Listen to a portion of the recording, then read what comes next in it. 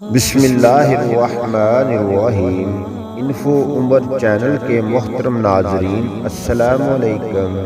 حضرت شیخ ابو محمد جونی رحمت اللہ علیہ بیان فرماتے ہیں کہ ایک مرتبہ میں حضور غوث اعظم رحمت اللہ علیہ کی خدمت اقدس میں حاضر ہوا۔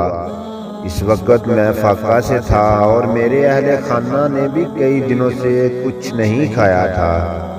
میں نے آپ کو سلام کیا۔ آپ نے سلام کا جواب دینے کے بعد مجھ سے مخاطب ہو کر فرمایا، جونی بوہ اللہ تعالیٰ کے خزانوں میں سے ایک خزانہ ہے۔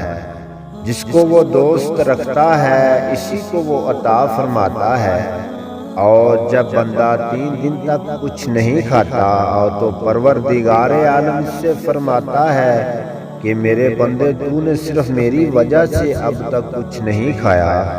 مجھے قسم ہے اپنی عزت جلال کی کہ میں تجھے کھلاؤں گا۔ حضرت ابو محمد جونی رحمت اللہ علیہ بیان فرماتے ہیں کہ یہ بات سن کر قریب تھا کہ میری چیخ نکل جاتی، لیکن آپ نے ارشاد فرمایا کہ چپ رہو۔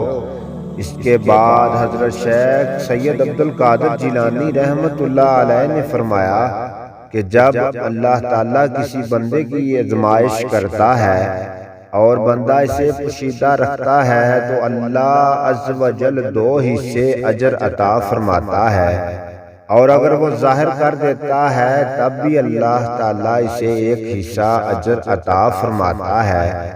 اس کے بعد آپ نے مجھ سے اپنے پاس بلایا اور خفیہ طور پر کچھ دیا۔ میرا ارادہ اس کو ظاہر کرنے کا تھا، لیکن آپ نے فرمایا کہ اے جونی، فقیر کو پوشیدہ رکھنا زیادہ لائق اور احسن ہے۔